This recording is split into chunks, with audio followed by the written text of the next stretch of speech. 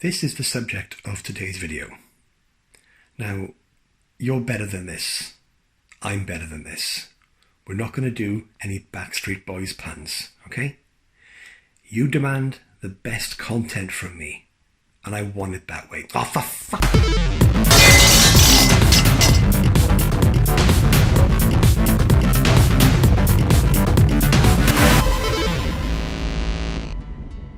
I've always had a soft spot for Generation 1 Backstreet. He was the only trigger bot I owned as a kid. He's cheap as chips and has about as much articulation as a baking tray. He's never had another figure, never been updated or re-released. It's shameful treatment by the big H. Come on, Hasbro. Anyways, I picked up a loose Backstreet at TF Nation 2022, then moved house and forgot about him. But that's okay, because I picked up another loose Backstreet at TF Nation 2023. He's in decent condition, but definitely needs a bit of sorting out. The stickers are old and knackered, he's very grimy, and his legs and arms don't move very easily. But we're not just all about restoration here at Chris Mod Stuff. We're also alarmingly obsessed with blast effects too. So wouldn't it be fun to add some blast effect compatibility to this ancient toy? Of course it would. And while we're at it, let's fix him up and add some additional paint to him to properly try and hide the fake tyres on the sides of his head. First, we've got to disassemble him. A pretty straightforward thing to do. He's mainly just screwed together, only the guns and the front wheels are really pinned in. Splitting his arms open does unfortunately mean that the stickers there are going to be destroyed, but we'll replace those with retro labels anyway, so it's not the end of the world. I couldn't easily disassemble the head to get at the gun mechanism, and I don't want to break it trying, so I'm going to leave that as one bit and work around it. Once Backstreet is taken apart, it's time to start getting all the old stickers off. I remove the stickers using isopropyl rubbing alcohol, which is very hard to say. The stuff I use is 70%, which works, but you can use a 90% concentration for quicker sticker removal. I'm not bothered though, the 70% suits me just fine. Just let the alcohol soak in, and you can usually peel the stickers away fairly easily, and if they leave a residue, just repeat the process using cotton buds or your fingers or whatever. Give it a bit of elbow grease and you can get the stickers removed reasonably straightforwardly. With the stickers removed, it's time to give Backstreet a thorough wipe down, like we do with Gab Spence before we let him use the secret TF Nation hot tub. I just use some antibacterial wipes to clean up the toy's pieces, but you could sling them in a sink full of hot soapy water and that'll work just fine as well. Just make sure to dry them quickly to avoid any rusting of the pinned bits.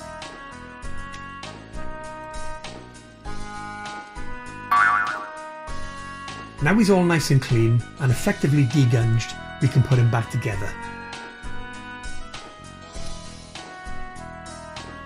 Dead simple, and now his arms and legs have a much smoother motion to them. Result.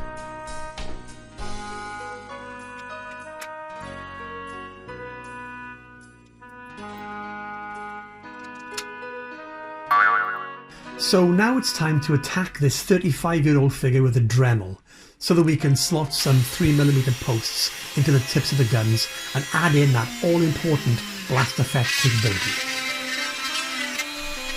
Now, my technique here is a bit dicey, as you can see, and it's not super accurate.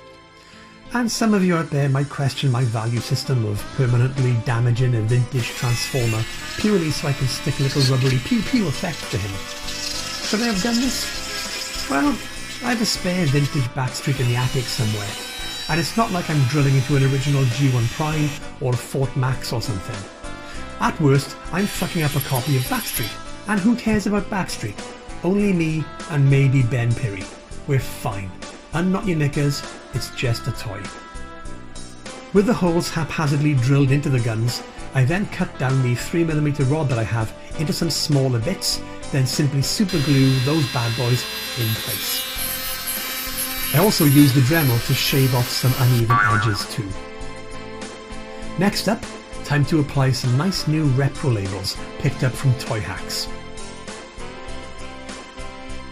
Really good quality, despite my postman's attempt to crunch them into oblivion.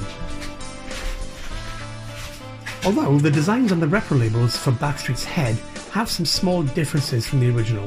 Nothing major though, and not a deal breaker by any means. Sadly, my own sticker application technique leaves a bit to be desired, but if I do mess them up, I can always strip them down and grab a new set, right? Right.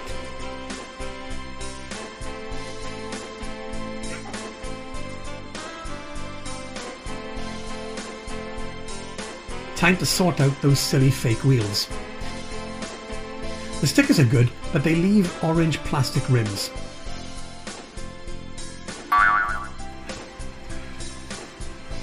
I've masked off the wheel wells, and now I can use some dark grey paint markers to block in the orange overhangs and blend in the stickers.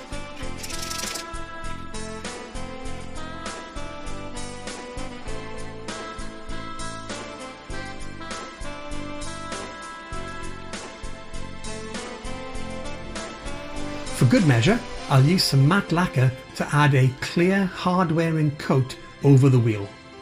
That should protect both the paint and the sticker from literally anything ever, and I'm including nuclear explosions in that.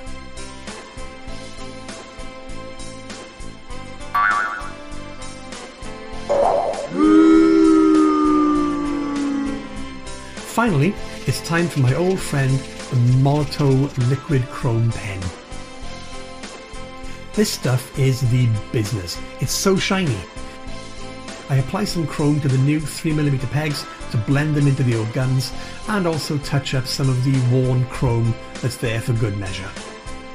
This stuff takes a while to properly cure though, so I'm not going to whack any blast effects on those pegs for a few days, just to make sure. The wheels should have dried now too, so I can take that masking tape off. And here's the final results. Cleaned, re-stickered, painted up, and now Blast Effect compatible to boot.